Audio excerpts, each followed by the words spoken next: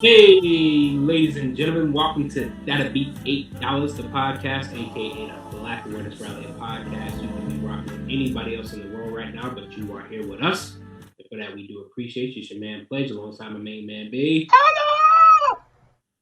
And we welcome all of you guys to the conversation. B, what's been going on, bro? Hey man, what's going? It's a lot. It's a lot this week, but are we straight? We living? How you? And things are going well, man. I can't complain at all. Hmm. Each year is rapidly going by, even Yeah. though we've been stuck on the same page or the same episode for a while. But Talking about time, what the world? yeah, but time is moving, things are happening, so can't complain. Yeah. No love, no love, no love for us non us regular folk, I suppose. Anyway, yes sir. Y'all gonna handle business tonight, man? Go ahead and get this over with. Stop playing. Yeah, man, they do need to go ahead and get this thing out of the way. They squandered a great opportunity on Friday. Ron had a what would have been a crowning game. Like that's the game you want to go out on. That's the one, where he was, I think, like what, 5 for 7 or 6 for 8 from the 3 point line, which That's you about the never stats looking hear. great. Yeah, the stats were looking great. He was doing his thing. So if I mean that should have been it. It really should have been it, but unfortunately, some other guys didn't show up to play. Um, I mean, I just got a alert earlier, man, that like people were threatening Danny Green in his life and his wife, like That's with what's death, up. because they missed because he missed that shot. So I mean, it's That's sad. what's supposed to happen. You know that's what's supposed to happen. That ain't what's supposed to happen. What, him miss the shot or him getting death threats? Yeah, I mean, that's life. You don't do your job, you die. That's a bit harsh, but I don't know, man. I didn't think people still did that, man. I thought, back in them high school ball days, ref made some controversial calls or some stuff people didn't agree with. Then they got outside. Like, what's up, ref? That ain't happen where you came from? not to that extent. I mean, you're from South Florida, so you guys always take things to the next level. I mean, But niggas got mortgages on these games. You ain't see that ESPN special about 10 years ago? Don't laugh, dog. I'm serious. when they were betting on Pee Wee football. You know what it is? Cats was real deal putting up the house on these jits, boy. Oh man. Cats was putting up the highs. So you know what I mean? That was a thing. And you got your make sure you go in the Zoom app thing and put your original sound back on. So Alright. Yeah, so we don't flipping each other out. Anyway, yeah man, I just I didn't think Cat's still that serious about the game. excuse me. Bless you. And well, let me say in places like LA.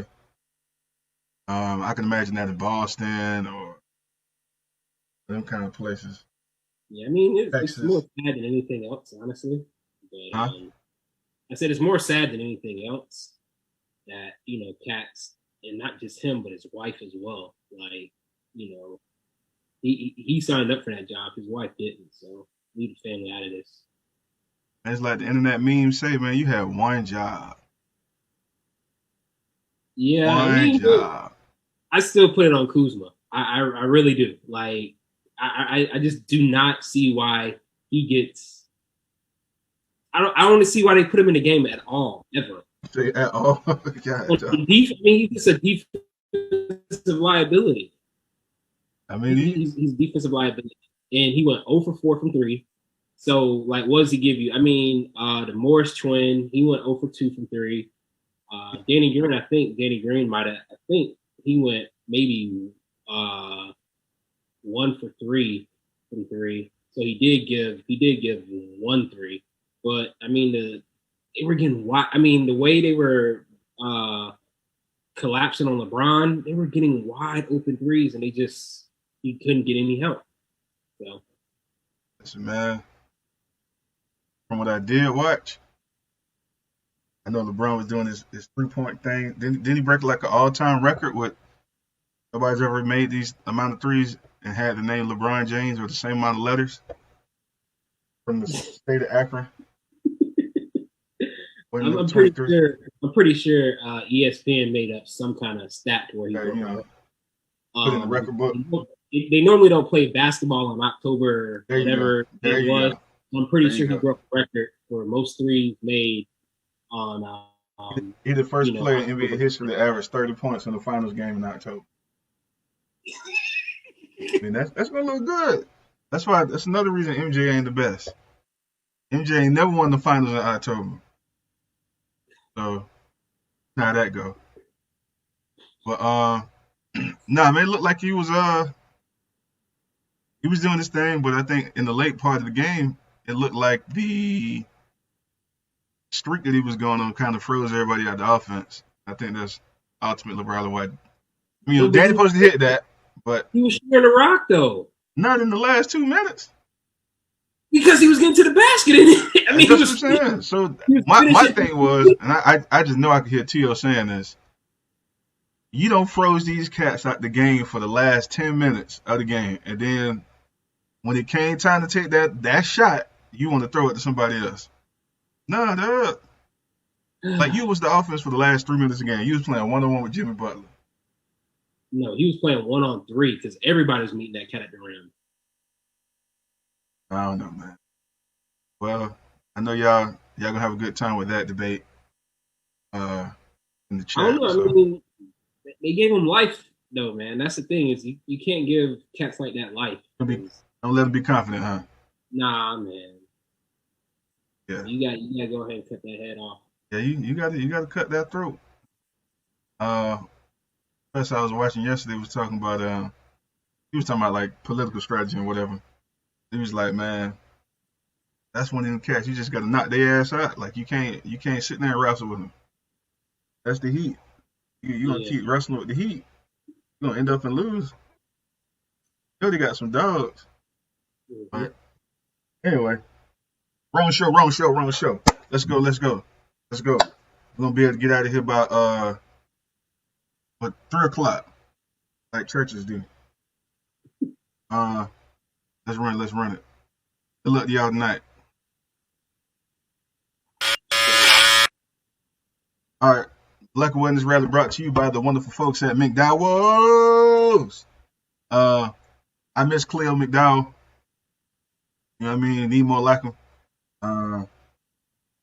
They got the Big Mick. I mean, McDonald's got the Big Mac. We talk about black entrepreneurship all the time, man. You know what I mean? We've been sleeping on Cleo, man. This was back in what the '80s where he started this joint. Reaganomics, baby. The one for Reagan. Single father, raising 2, beautiful black queens. You know what I mean? Strong too. One of them was about her paper, and the other one was about her creativity. There you go. Her creativity in life. Ooh. You know what I mean? All about that business to business relationships. One there. Hey man, and most importantly, he gave back to the community. Yeah, he did. He did. Who fed the people at the original Black Awareness Rally? Yeah, he did. Who provided the menu? McDowell's. Yeah, he did. I don't know that. I want to say he was the principal sponsor of the whole thing. Yeah. If it weren't for McDowell's, it wouldn't have been no Black Awareness Rally. Though he left no high, would have been able to show off his work. And the daughter, she wasn't even going to shout him out.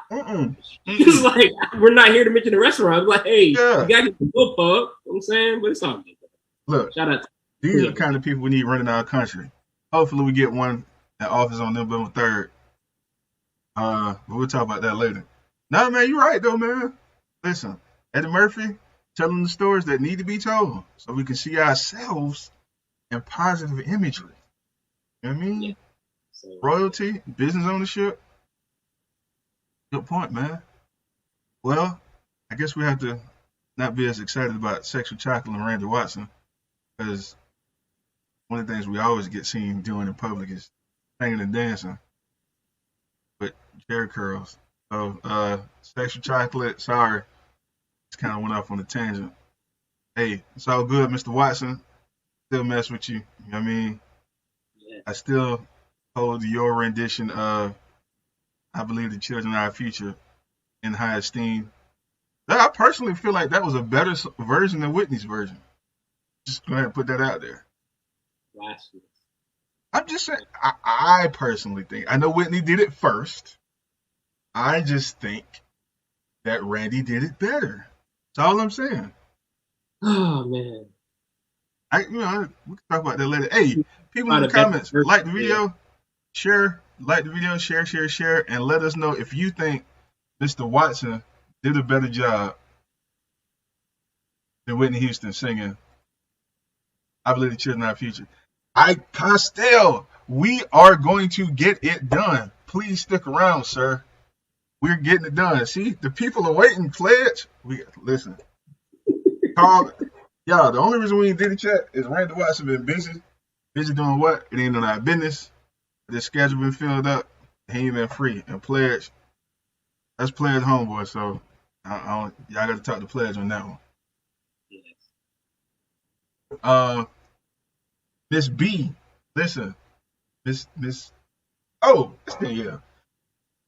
Listen, don't be mad. We're just this is healthy debate. People need to talk about who's. There's nothing wrong with competition in the R&B Pledge. Is there something wrong with competition in the R&B Pledge? Not at all. I mean, No, you've seen how many different versus battles. I that's what I'm mean, saying. Matter of fact, that might I be the versus battle right there. Just that one song though. They sing think it so. over and over and over to see who do it better 20 times in a row. Hmm, I think it's blasphemous that you would even. Now you being biased, dog. You're not being objective. See, this is what you were talking about last week. People just blindly following political parties. Instead of being objective with the changes. Whitney did it first. Yes, she did. She did it. It was a big deal. But when Mr. Watson came, you should have been cheering for your homeboy, dog.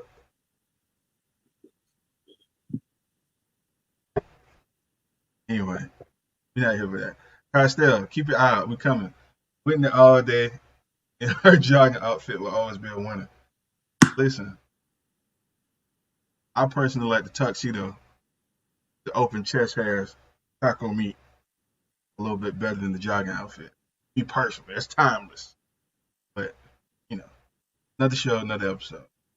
See, I think most people would listen to the Watson version multiple times. Yes, see, people in the audience. Listen, the American citizens, I trust American citizens to make the right decision when it comes to that versus battle. Take a page out of the vice president's playbook.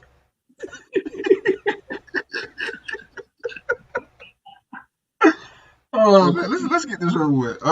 Yeah, Black Awareness Rally. Let's do it. I'm going to Black Awareness Rally pageant contestant first. I have. Oh, I didn't save it. Yes, I did. Did I? Did I? Oh, there was a. All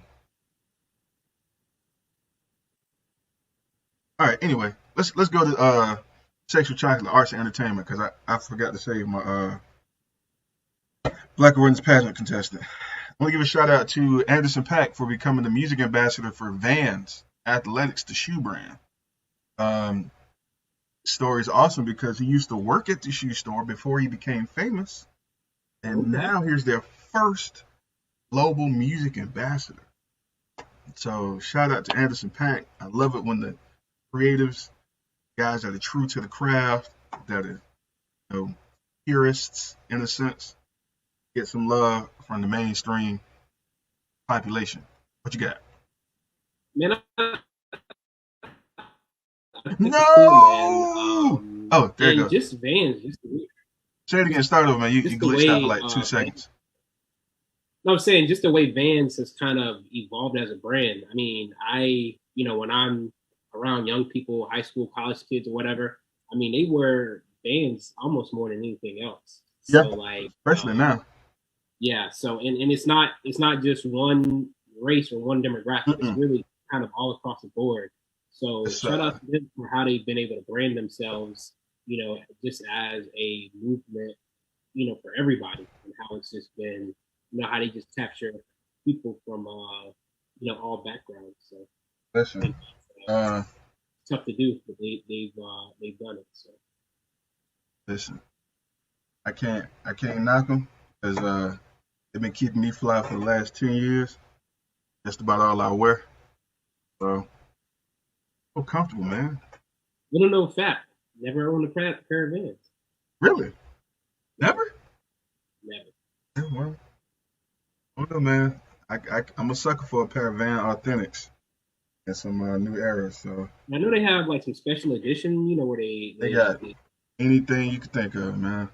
All manner of color, pattern, design, collaborations.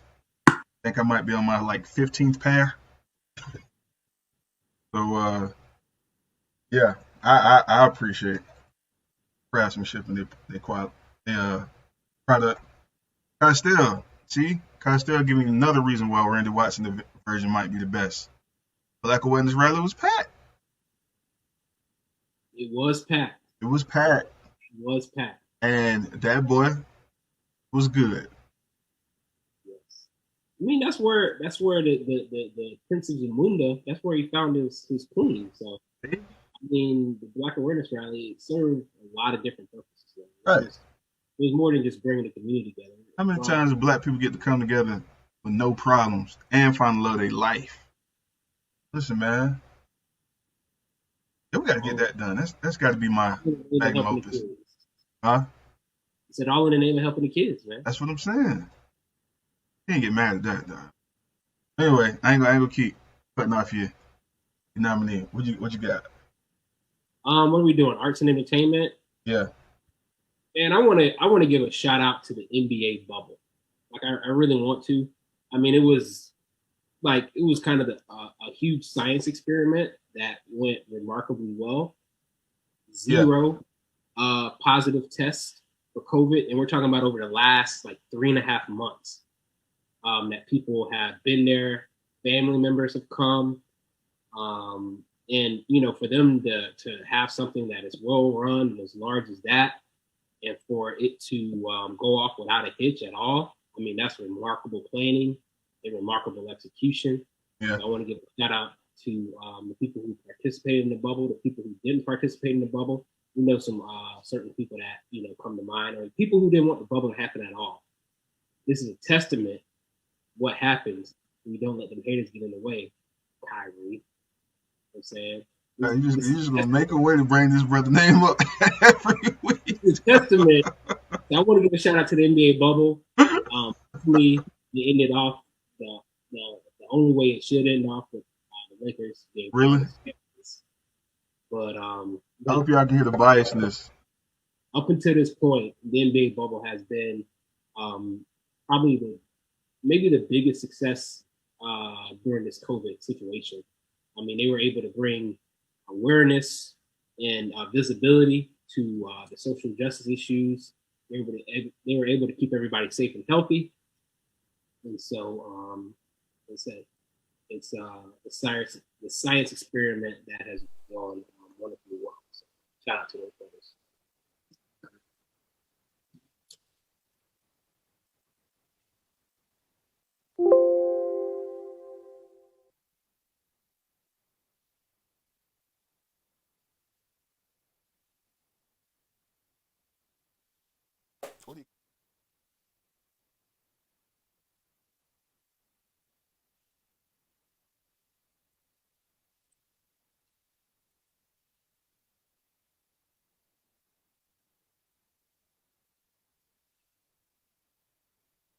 Oh man, my mic start working. God dang it. Yeah. Anyway, saw this joke where the somebody was comparing the sports leagues to political parties. They call the NFL the GOP of sports. They just keep spreading. They just keep having these infections happening. They just keep spreading them. That's the thing, man. the NBA was able to run something for 3.5 months with no breakouts, and then you have a super spread event at the White House. I At all, mean, it goes to show you, leadership matters. Um, so man. it is. I'm with you. I am with you. Well, uh, that's pretty dope. For my community moment, my community moment.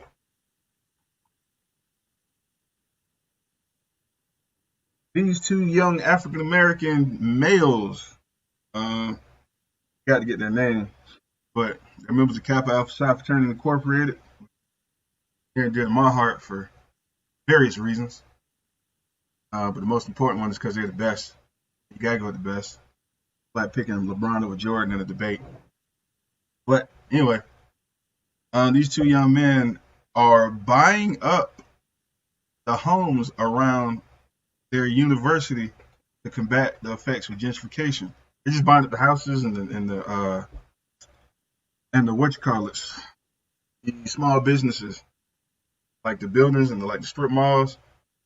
They're buying up all Yes. the property around because a lot of the places are falling victim to gentrification. So we get their names, but What city is this? huh? What city or university is this? That's one thing that I forgot to screenshot the information about it, but hold on. Come on. Yeah, go ahead and do yours. I'm gonna get their name real quick. For my community moment, I want to give a shout out to rapper Killer Mike. Also, his real name is Mike Render. Rapper, political activist, as well as entrepreneur. But he is starting his own digital bank for Black and Latinos. It is a way for us to kind of collectively have our money and also lending Mm-hmm. for whether it be home, auto, small business loans, things of that nature. So Okay. I know that we've talked a couple of times in the past about black banks become very popular for us to bank black. But we have somebody who is a well-known figure in the community or in the culture that's starting his own black bank. So we want to give a shout out to Killer Mike, Okay. or Mike Render, who hails out of the ATL, and he's been making some noise lately. A lot of people have been wanting to know his opinion and view on things that's been going on, and this brother has always talked about black people being able to start their own businesses and pick ourselves up, and this is a opportunity for people to kind of follow his lead Yeah. and to start to build things around. So shout out to Killer Mike for getting his new bank started. Look, my listen, can't say nothing about the brother. That brother's consistent. He certainly is trying to put the work in. Yeah. And just in case you guys want to know the name is Greenwood. So that's the name of the bank. What's the name? Say it again. Greenwood. Oh, yeah. Hold on, real quick.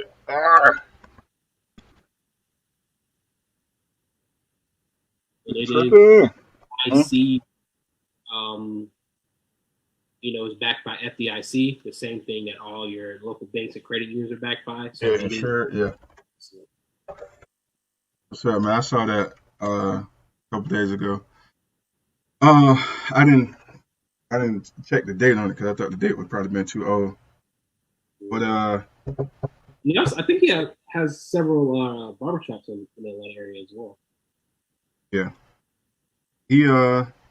I don't know, man. He should go down as a figure for somebody that's definitely a champion for the rights, the equity rights, and equality for us. So maybe it's time to start calling him just a rapper. No. Those two young men, one of them was Timothy Webb, and the other, uh, Rashay B or Bay. Uh, they both graduated from the University of South Carolina, and they've been buying up a lot of property near the University in Columbia, South Carolina. So Shouts out to those young men uh, have accumulated 26 rental properties. So it's pretty dope. Oh, it is. Yeah. Uh, I still don't have my. You know what? You doing Kamala Harris? I'm gonna do Kamala Harris. You doing Kamala Harris? It's pronounced Kamala. Huh? It's pronounced Kamala. Kamala Harris. Excuse me. Yeah. Doing Kamala Harris. No, I'm not doing Kamala. We'll do Kamala Harris, Okay. and y'all know why. First, African American woman to be on the debate for VP of America, and especially for the two-party system that we've come to love so much here in the country. She gave us wonderful one-liners, such as "Excuse me, I'm speaking." They're coming for you, and yeah, shout out to her. And I love the way the Alpha Kappa Alpha organization is supporting her en masse, and they're doing such a great job that they are making not necessarily headlines, but they are being discussed in these mainstream news outlets talking about Kamala Harris. So I think that's pretty huge for both her Yeah. and the sorority. That's good press. Yeah, Cool. and I think another thing as well is that I've seen not just the AKA step up, but also the whole Divine Nine. They're trying to get everybody um, Yeah, behind yeah, this movement. So shout out to that, to that, to true, those true, true. for not just saying, hey, we're gonna let them do our thing. No, we all gonna come together and try to make this happen. Everybody involved. So definitely, it's major. I think we're about 25 days or so away. I think we're down to like 21, 20, 21, 20. The Well, 25 was I think the day after the debate. it's the 3rd of November. I mean, it's about 3 weeks now. Listen, About 23 or so. yeah, It's y'all get your stuff together. I don't know, man. I don't. I just do not know how to feel about it, man. You don't have to feel about At what? this point.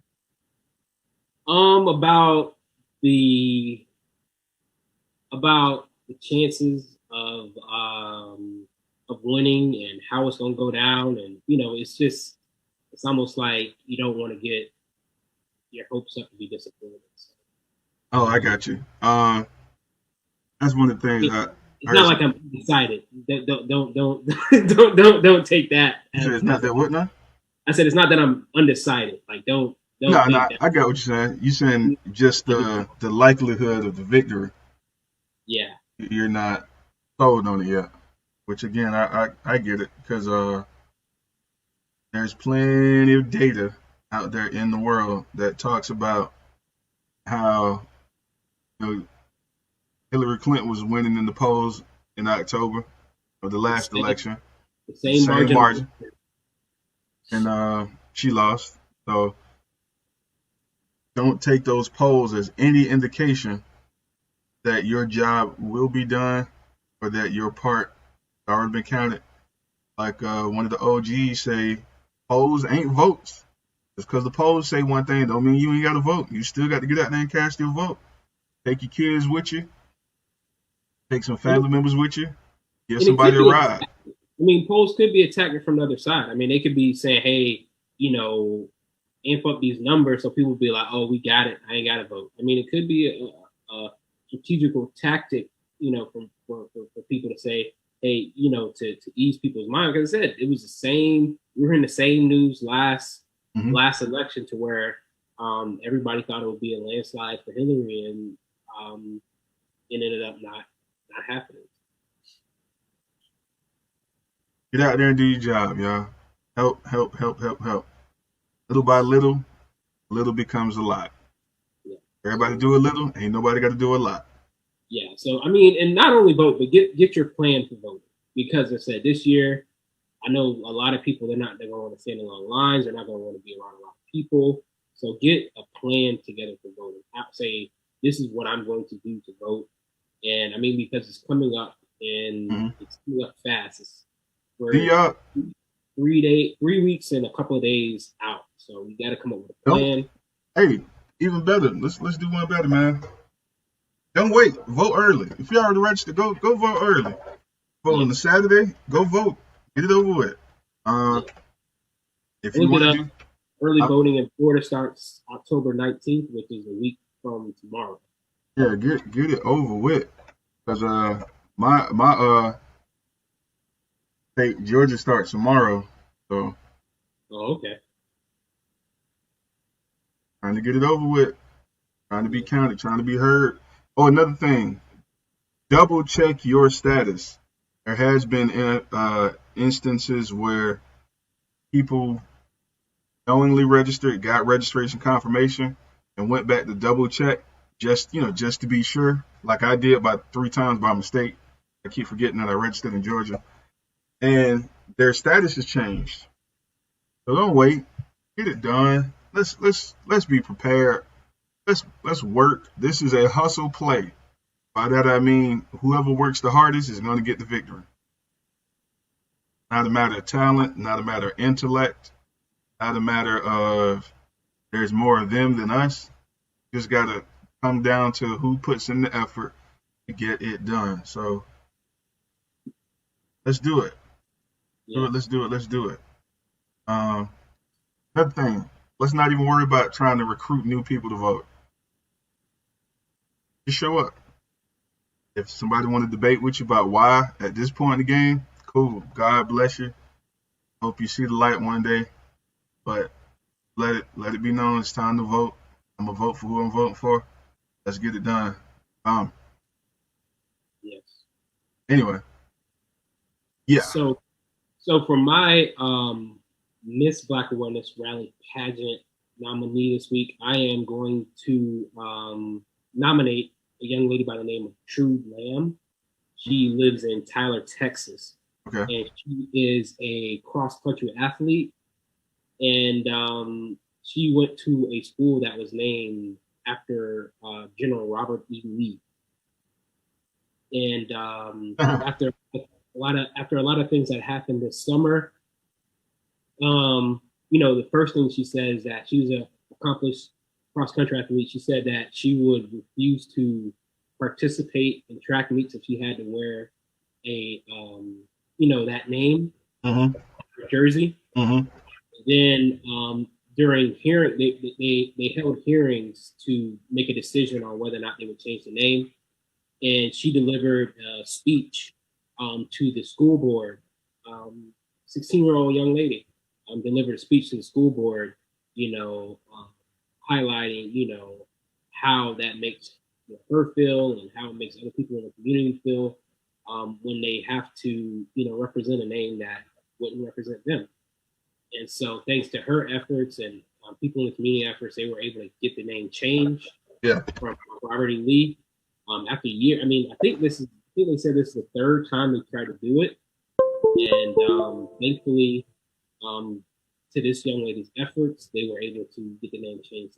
So, shout out to a young lady by the name of Trude Lamb. She's actually from Ghana. She was her and her brother were adopted by a family in Tyler, Texas, Mm-hmm. and she's been a great cross country athlete. She's been running, and she's made extraordinary strides and kind of led a movement. And she was victorious in getting the name changed after it's been, I think, since the 50s. It was they had that name, so shout out to that for making that happen. Little by little, a little becomes a lot. If everybody do a little, ain't nobody got to do a lot. Listen, nobody's too young to get in and pitch out. Nobody. Uh, Daniel, what do you mean when you said that helping happened to a relative of yours? Please share. Uh, Big up to her because her way doesn't work. I always do like people did in Tampa, the Robert E. Lee Elementary School on Columbus. He just burned it down. They've been trying to get that name changed in that community for a while. So, uh, yeah, he nobody knows what happened, but Yes, yes, yes. Uh, anyway, let's get into it. I don't have graphics. Dang it. Okay. Uh, topic one. Topic one. Topic one. Topic one. We are discussing.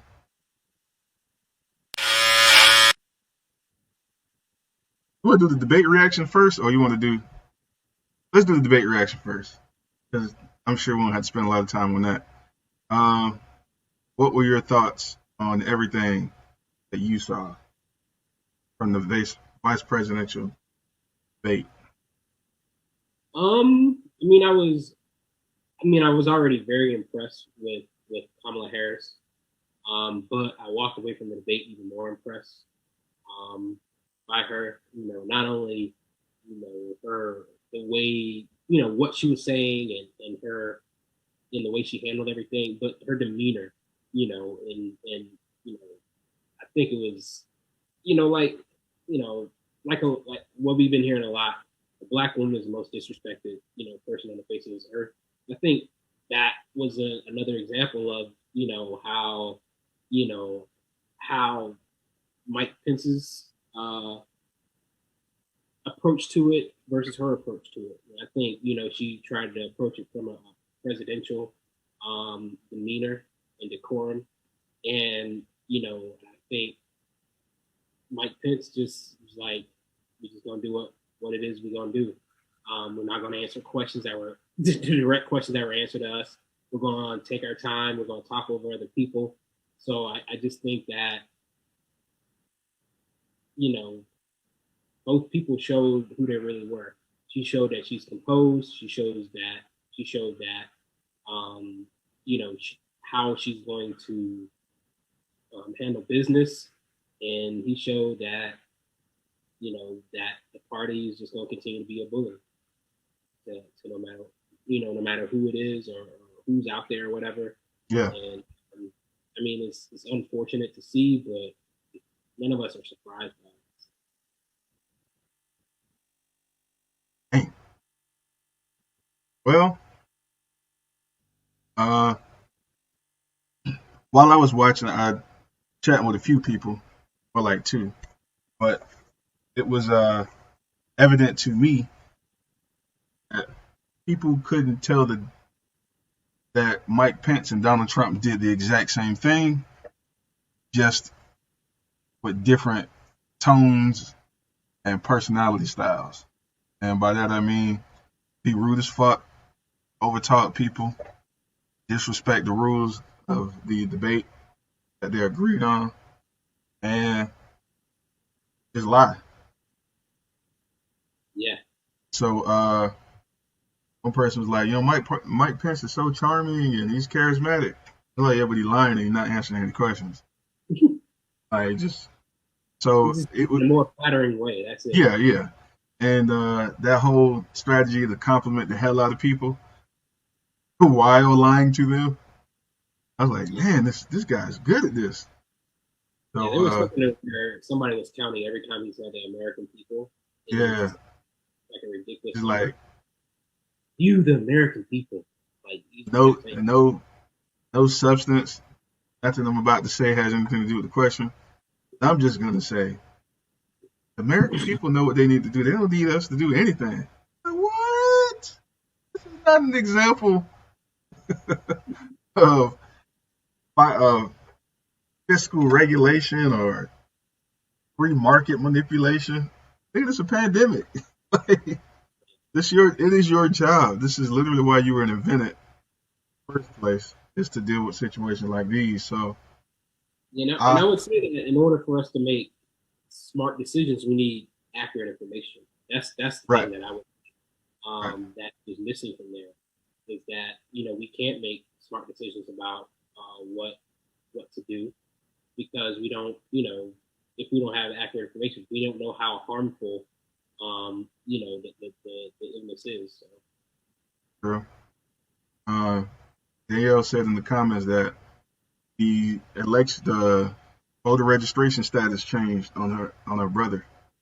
He had registered and he went back to check. They had changed. So And y'all check it out, man. Just go back and check.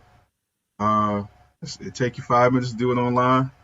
You can go to When We All Vote, and it'll ask you to check your status, and you can check that way. It'll take you to whatever state you're in, and it'll give you your status. Do not take it for granted. Again, if voting did not matter, why would they be going to such great lengths to keep you from voting? Like I tell my 10-year-old students, voting is the chance for everybody to participate in making the rules for the city, state, and society that they live in. Why don't you want to be a part of the rulemaking for where you live? I mean, that's a great way to put it, man. Yeah. That's a great way to put it. So, the fact that they try to do all these different things to keep you from voting should let you know, hey, you know what? Time out. What was a segue? I guess we like way off topic now. These old heads, man. I'm starting to listen to the old heads a lot more when it comes to certain things, and especially about like some local politics and some maybe deeper stuff that you have to kind of do a lot more reading, like on some history stuff when it comes to current political situations.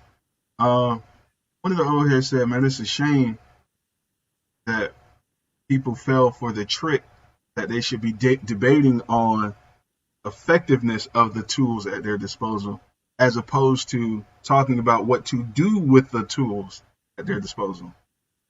And talking about voting, he's like, man, it's a shame we still arguing over whether voting works instead of what to vote for. So don't fall for that, y'all. Don't fall for that. Just don't. Yeah. But as far as the debate goes, I did tune in because I wanted to see what Kamala Harris was going to do to him. I kind of wanted to see her eviscerate him, but it seems like she was kind of holding back because I guess she's not technically like an independent entity anymore. She kind of has to work in tandem. So And that's one thing that I've heard too is that they felt that she can't fully be herself or whatever. right, Because she has to she doesn't want to be cast, come off as an angry black woman. right. Which let's get to that. If you look at the comments, one of the biggest takeaways that a lot of the conservatives or the political opponents, had about her was they didn't like her facial expression, they didn't like her attitude, they didn't like her tone. She came off as arrogant. That is one of the craziest, simplest, easy, most pervasive things that conservative white folk use whenever they encounter an African American that is not intimidated by the status or the complexion that they have. That is an offense to them that you don't grovel and lick their boots. It's an offense to them that you disagree with them openly. It's an offense to them that you are confident in speaking to them. And I saw several comments, where the only thing they said was she was unprofessional, she was mean, she was disgusting, she was arrogant, she needs to fix her face, she shouldn't be looking at nobody like that. And I was like, woo! I just love that this coded language has not been updated since the 80s. Yeah. Well, I mean, you see what 45 said. 45 just came flat out and called her a monster. Yeah. Like, just like, oh, she's a monster. Like, what? Right. A monster? And I saw this meme where they were talking about how Michelle Obama was an ape and a gorilla, and now Kamala is a monster. And so, y'all be leery of the coded language that conservative folk use against you. If you guys would like, I just began studying something called the Southern Strategy that was created by a campaign strategizer and consultant by the name of Lee Atwater in the 80s. And it was all centered around, instead of saying, we don't want niggers in our neighborhood because, you can't say niggers anymore. Instead of saying niggers like you could in the 50s, he was like in the 60s and 68 When everything became about the voting rights issue and the race issue, which it currently is today, again with Black Lives Matter, they had to change the language so that they could address the exact same demographics and say the same sentiments, but not get in trouble or not be able to be labeled a racist. And to his own admission, you could run a campaign dedicated to rioting, law and order, stop giving out government handouts, lowering taxes. And he said the reason for that was because it disproportionately affects the blacks more than any other group in the country. And when you were able to do that, you were able to recruit white people who had not no longer being been aligned with Democrats on the political ticket and just were free. I guess you would say non-affiliated. Independent. Yeah, non-affiliated. That's how the Republicans were able to recruit them into the Republican fold. And it's funny that this Republican Party that we see today wasn't invented. You know, like the evilness and the backhanded nature of them.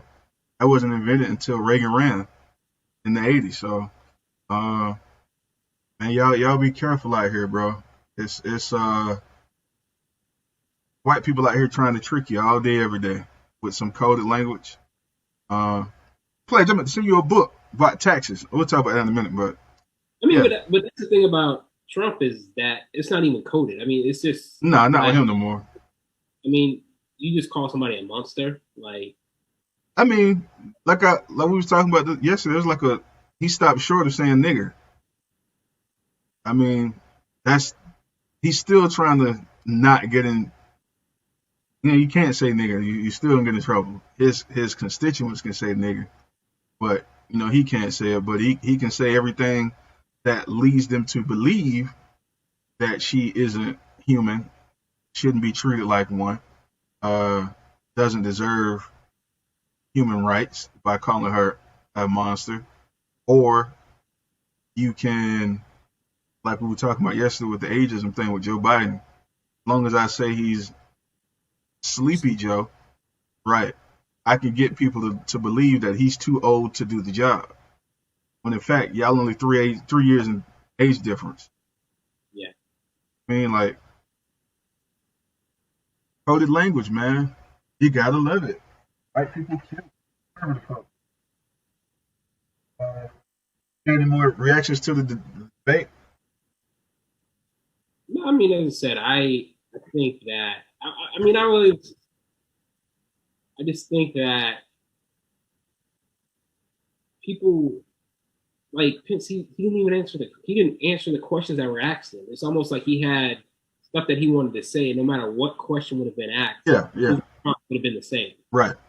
And so, you know, I don't know, man. As I said, I think they have a playbook, and no matter who's up to bat or who has a ball in their hand, they're gonna run the same play over and over again. Right. No matter who it is, it's like, all right, this is the play that we're gonna run, and it's no, hey, this is what I stand for, this is what I'm about. Right. Nah, it's like it's the play. It's your turn. You got the ball in your hand. Execute the play. Yeah, next man up. Or somebody gone, ain't nothing to change. You're gonna say the exact same thing he said. Let's keep it moving. So that's the kind of thing where it's like about the current day party, the current day Republican Party. It's like, you know, it's just that it's everybody is just doing the same thing over, and it's kind of discouraging to where it's like nobody's gonna put a different twist on it or try to break from the norm and all. It's like, you know why? Because it works. It works. Like, they haven't had to change anything since Reagan ran. They had to do nothing different. Who was the president before him? Was it Ford? I think it was Ford. Let me look it up. But anyway, I think it was the election of '68 where they had to do something a little different. That's when they first started implementing the Southern strategy. When they start figuring out, like, in the interview, the guy was saying this was like in 1981, I believe, because he was the campaign strategist and the RNC chairman for Reagan at the time. But he was like, man, this is the first generation in the South that isn't going to be out and out prejudice against black people. So we need a way to keep them aligned, to keep them behaving politically in the sense that they are still going against African American interests. And, the entire reason for doing that is we don't want African Americans to get political power, because at that point we'll start having to share power. And another myth is that we're going to have to spend too much money helping the poor, which is overrepresented by black people. They're saying they were willing to sacrifice some white poor people just to keep blacks out of power. Wow. So, no, this is not a conspiracy, man. If you want to look it up, you can look up the Lee Atwater documentary. He's the boogeyman. Lee Atwater story. You can look that up. Free on YouTube right now. But he lays it out step by step, like what it is we want to do to kind of keep white people in the South and moreover in the country aligned with certain values that you can't out and out label racist, but if you were able to dig up the codification of it, you would see that it is. I don't think he knew he was being recorded, so because he said, I hope y'all not recording this.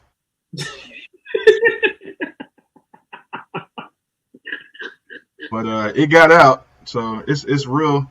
The quality's low, but you can tell they wasn't concerned about recording it so nobody else could hear it. So they had that iPhone quality back then. Nah, not in '81. Ain't even no video footage of it. It's just him talking to the dude and the dude asking him questions. So man, I just think it's crazy that Pence, Trump, McConnell, basically anybody that thinks they're conservative, they still do the exact same thing. Their entire playbook was made by one dude, and the number one thing that he had them talk about was not raising taxes and don't spend on social programs. That's their favorite thing to talk about. So it's just unfortunate for us that not enough of us know about that playbook. What about The Fly, man? Did The Fly get you excited, man? Was it funny? You see any of the memes? Jokes? The memes and the jokes were funny. Like the comment when it happened at that time, it wasn't, it was just The Fly, but the reaction, I think he had. I mean, how did Biden get a fly swatter that quick? Like, because that's not. I mean, I can't remember the last time I saw a fly swatter. I mean, like we used to have them at grandma's house, and we had them at way back in the day at our house. Listen, for a white man to get his hand on a fly swatter within a matter of an hour, like that's some. And get it up on Twitter. Talking about we need y'all to send us some money so we can what he said? It was $5 so we could he was holding a fly swatter. It was like $5 to get the fly off. So the campaign could fly or something. I was like, God, this cat. That just impresses me, man, that the internet can get stuff done that quickly, man. Yeah. Like, oh, time for a joke. 2 minutes later, the joke on the internet. I'd be like, Jesus. Yes. So I was impressed by the amount of creativity and how fast they were able to get it put up. Now, let's say, pitch in $5 to help this campaign fly. So Saturday Night Live tried to do with Jim Carrey. Yeah, it wasn't that awesome to me. I was kind of disappointed. I mean, but they did what they do. So Saturday Night Live be hit or miss for me a lot of the times. Yeah, it is a lot of things. Yeah, but I was happy to see Jim Carrey back. What'd you say? I said the week before was a hit with Chris Rock and Megan Stallion. Like I saw Chris Rock's monologue after we did the show last week. Yeah, his monologue was on point. I had to check it out. I don't think I heard it yet. I did hear the Attorney General for Kentucky's reaction to Megan Thee Stallion. Did we talk about that last week?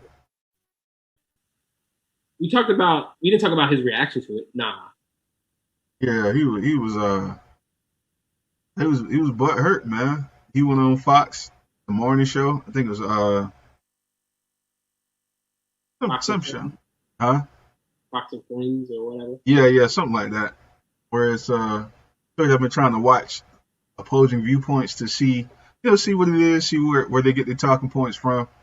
And Yeah, like you was telling me, they don't necessarily have that incendiary stuff on that part of the day.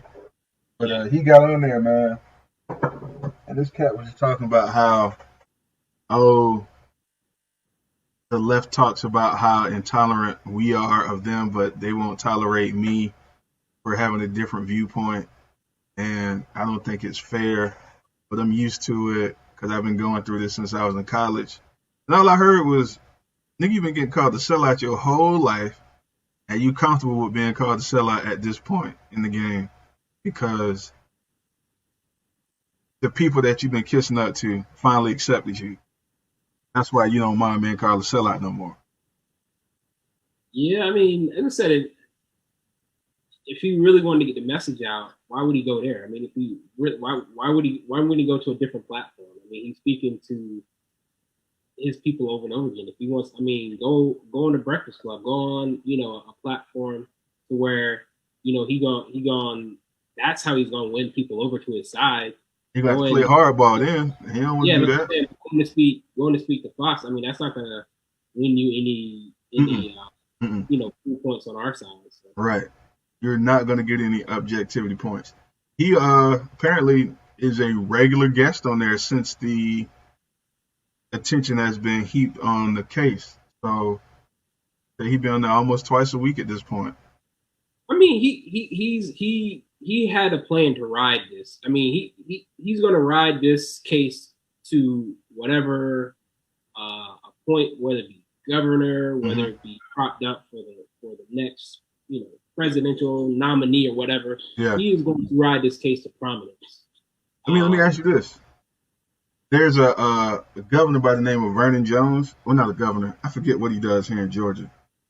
I want yeah, to say he's a uh, Senate, running for Senate or representative.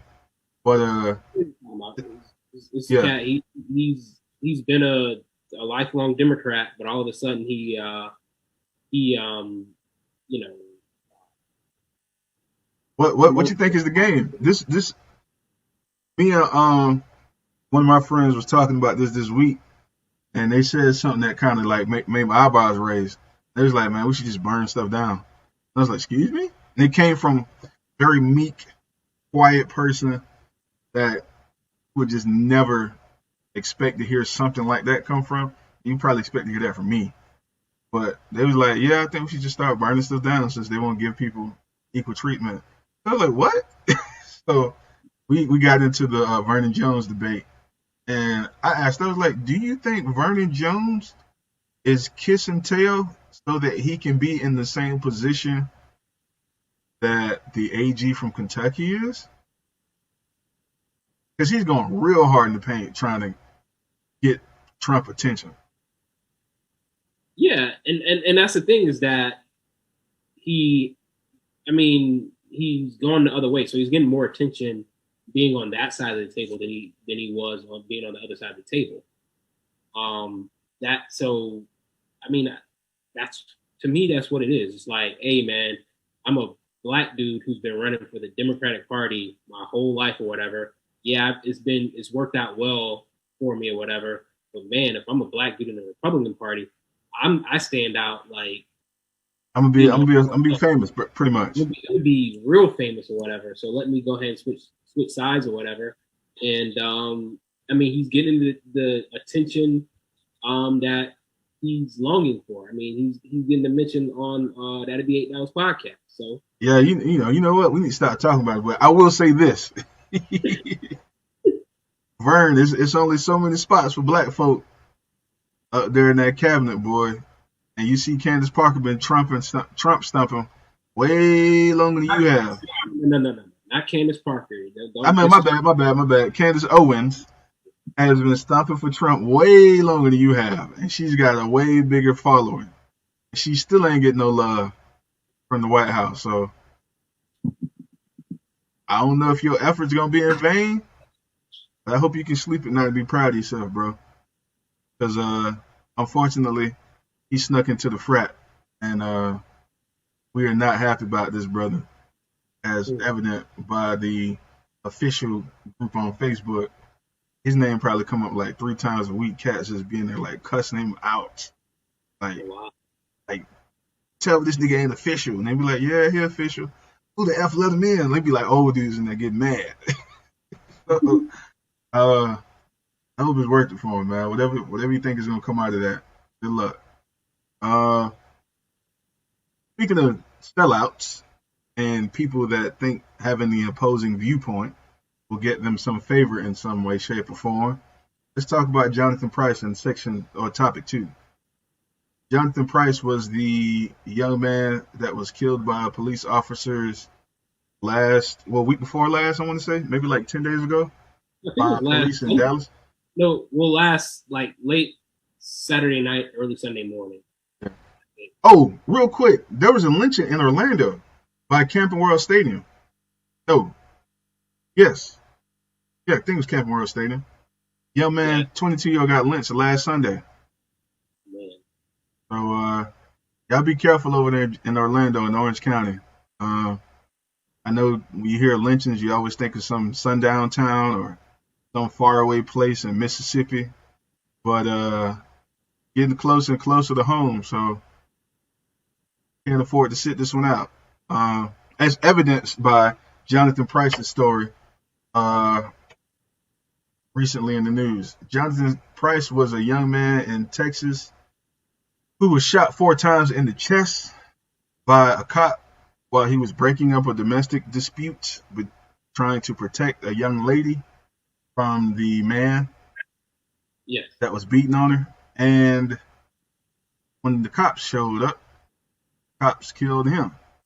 Now, what's remarkable about the Jonathan Price story, or something other than police brutality, is that Jonathan Price was on record on his Facebook profile as being a defender of police and a sympathizer with white folk.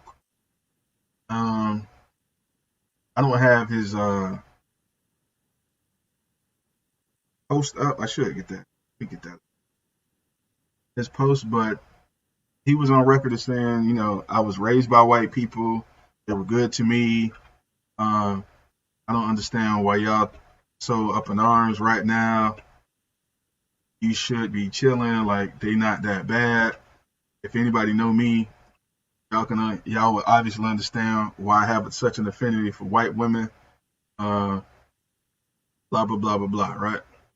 And so everybody was kind of harping on that for the cosmic irony involved in the situation. And Pleasure, what did you think about him being such a defender and an ardent apologist in one of the most racially tense summers in 60 years? It's very to me, it's very understandable. Um, it, I if if those are the people who took you in, and those are the people who cared for you and nurtured for you, those are the people that you feel have your back, and that's what happened. I mean, it was a situation to where he didn't have a good relationship with his biological parents, and I think it was kind of like the coach of one of his teams that took him in, and the family, continued to raise them, and have he's considered them family. Mm-hmm. And so it's understandable for you to say, hey, look here, those that's you know blood or not, those are the people who took care of me. So that's who he saw as family. Okay. I'm going to say that, but I'm also going to say this is that you still have to be sympathetic to the plight of everybody else that's around you. Okay. And no matter how you feel about who took care of you or whatever, you still have to call um, injustices out as what they are. Mm-hmm. And you can't say, oh well, this family took care of me, so that's not something I have to deal with forever. Because none of that mattered when the police saw them. They don't care who fed them. They didn't care who told them. They didn't care who gave them a place to sleep. They didn't care about none of that. Yeah. All they saw was a big black dude that they knew that, hey, the only way we're gonna be able to take this brother down, Oh, to the chest. the only way, because they tased him and he was like, and I mean, if you saw the pictures of him, I mean, I'm not trying to make light of the situation. No, I mean he was an athletic brother. He was a bodybuilder. Yeah. I mean, so he was a big dude or whatever. Mm-hmm. And so that's the only thing the police saw when they showed up on the scene. And I can understand, defending police. I have family members that are police officers. I have family members that have been working in different police departments since I've known them. And so I understand. Like I understand the police. I've talked to people who are in law enforcement right now, and they're like, this is the absolute worst time in the history of being a police officer, for them to be a police right now. So I understand people saying, hey, look here, not all police are bad or whatever. Mm-hmm. Let's try to, work together. I can understand that mindset because I'm not somebody who's going to say, oh, all police are bad. Right. Or, I'm against the cops. Because as I said, I know family members that are probably out there right now protecting and serving or whatever. Mm-hmm. And I definitely, wish all of them well. And I hope no harm comes against them at all. But, I think we have to call things out when we see them and be sympathetic to, when we see people that are just being treated wrong, no matter who they are. Yeah.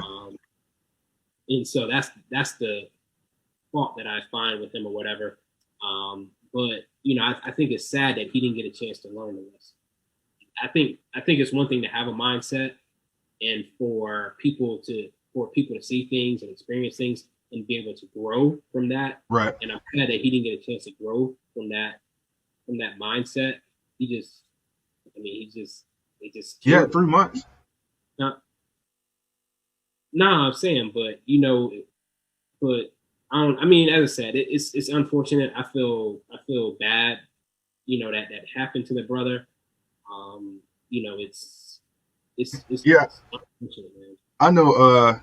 To your point, like I don't believe in one group being exactly the same, like every individual being the exact same inside that group. So definitely agree with you on that. Not all cops are bad. The bad cops are making it harder for good cops. That's an unfortunate thing. They will tell you that. I mean, if you talk to a cop now, they will tell you that they feel it. They feel the pressure now more so than ever or whatever. Yeah. Because of a group of people who have made their jobs difficult. Right. I have a point on that a little later, but I definitely understand it because me and you have friends that are cops. Mutual friends that are cops. We know those people to be very good people that are involved in the community, and they understand the plight and they want things to change as well. So we definitely don't subscribe to all cops are bad or that moniker here. That'll be $8. With that being said, we also don't subscribe to the idea that if something hasn't happened to you, you should ignore it. Don't subscribe to the idea that if you've never encountered racism, that it must not be real. We also don't subscribe to, well, somebody is in a bad situation and it's their fault. They should try to fix it because it didn't happen to me. And I think that the lesson from Mr. Price's story is exactly what you said, man. He dropped the post on June 15th that went into great detail about why he doesn't understand, he doesn't get why people are upset, why white people are his real blood, even though his actual family doesn't do anything for him, and why he's on the fence, just like Lil Wayne is, blah, blah, blah, blah, blah.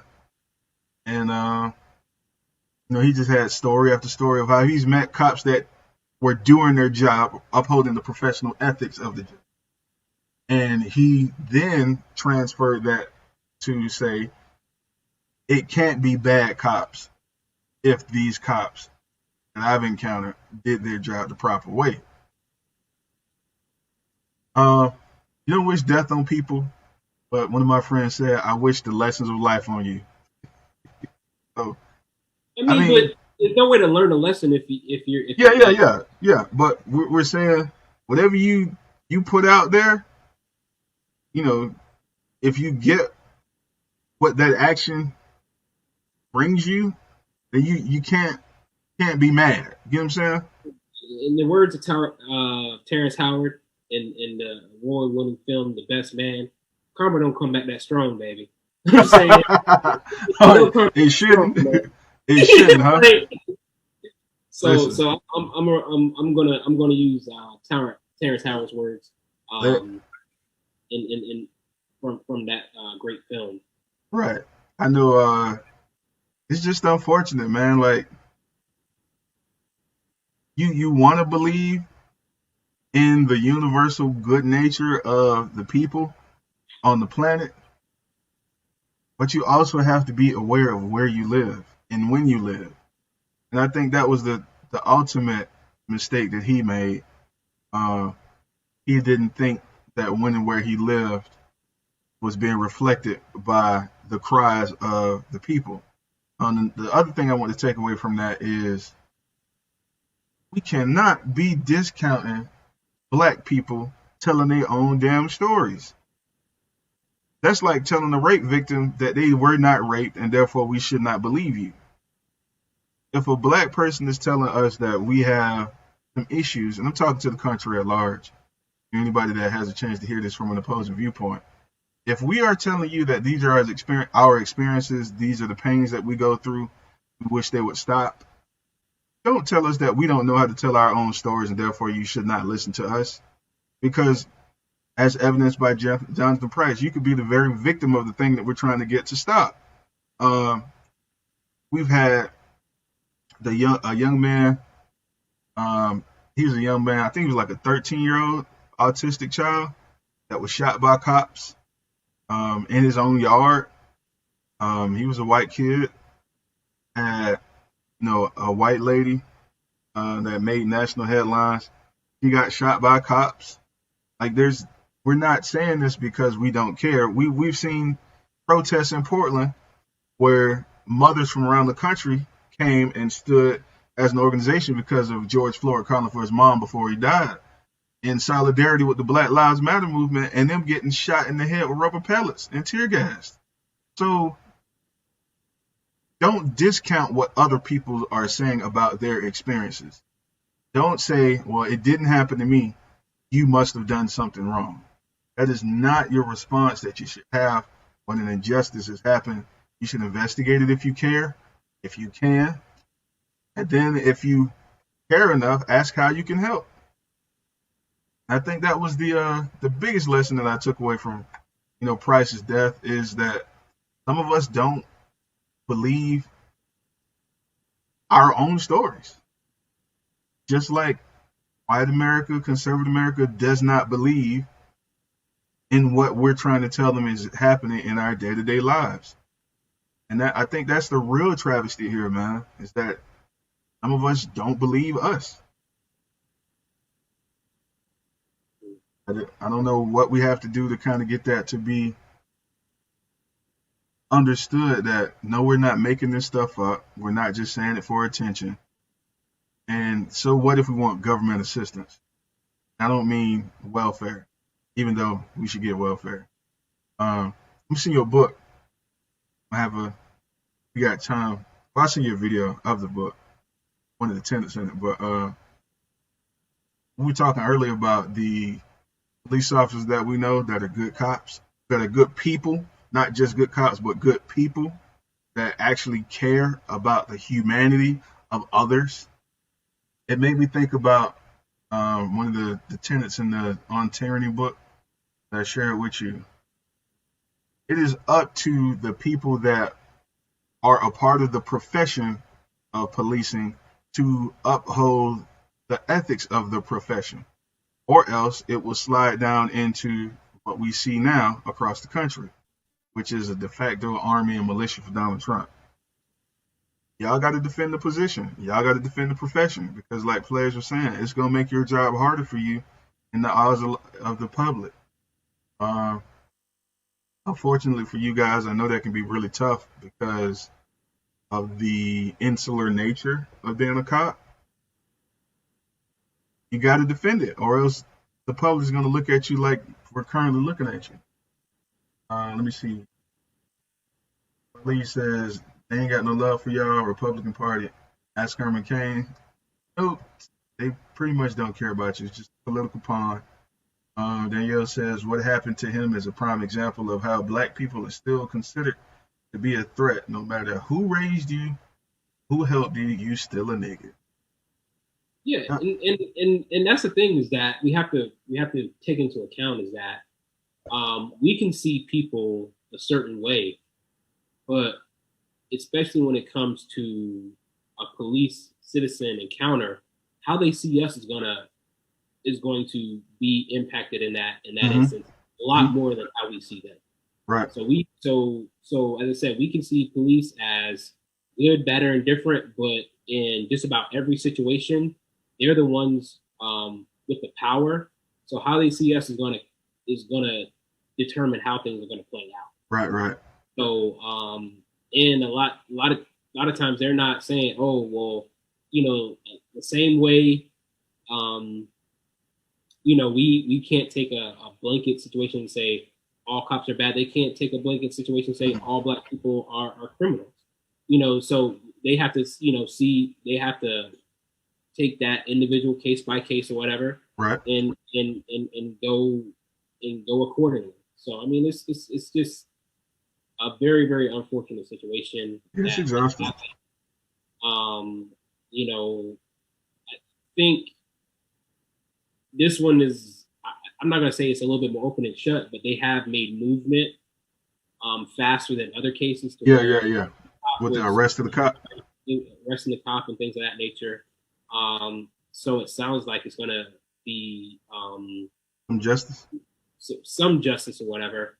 But I mean, honestly, I'm not saying that you do stuff to get national attention, or whatever. But it really hasn't been on the national radar like past situations. I don't know if it's because there's no video of it, even though there's body cam footage that came out later on the week or whatever. But I do think that in this situation, with it being so blatant, so out in front or whatever, that things are moving along a little bit faster than. I hate this term, but I'm not going to use it. Could it be that it doesn't support some already standing cultural norms that are usually used in the news? Like, it doesn't fit anything. There's no way for us to use it. The cop has been arrested. The background of this young man isn't typical. He wasn't in a undesirable culture. He was just a guy from the same side of the tracks trying to do a good thing, and he lost his life to a cop who got arrested. So that's why it hasn't been prominently plastered. Or maybe just because it got buried under bigger stories. Who knows? But another comment, just because someone helped you or supported you, you shouldn't lose sight of our plight. No, we should not. A human should always be looking out for humanity. And that's the thing is that we have to get past of this happened to black person, happened to a white person, happened to a being. And, we have to say, hey, no matter what race, creed, religion, sexual orientation, that, we want people to be treated equally, fair and equally. So, I mean, that's the thing. Right. It just would benefit you more if you start as close as you can and work your way out, which in turn means you're probably going to deal with some black issues first. But you do believe in equality for all human beings, for everybody. And got doggone government do their job, the federal government. Okay? So different conversation for another day, but we'll go ahead and wrap this up. Two things I want to share with everybody. Support your local NAACP chapter. Google them, donate $5, donate $10, volunteer your time once or twice a month. Support, support, support. Find out how you can be used to help that local chapter, mentor someone, somewhere, some capacity. You have to start helping more people. I think the listeners here, it's safe to say that we're all in the position where we could um, help someone less fortunate than us. And also, if you see any post that we put on the social medias, click on it, like it. That way, so Facebook will think that you want to see more posts by us.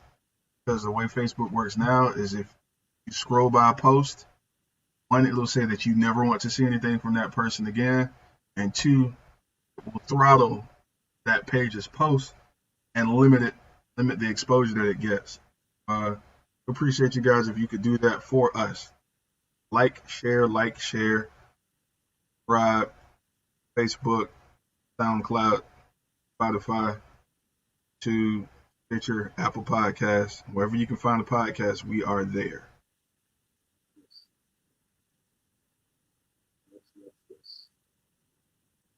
Good. Hey, man. Like always, thank you guys for rocking with us. We hope you guys enjoyed the show. Come back next week. And God bless. Peace.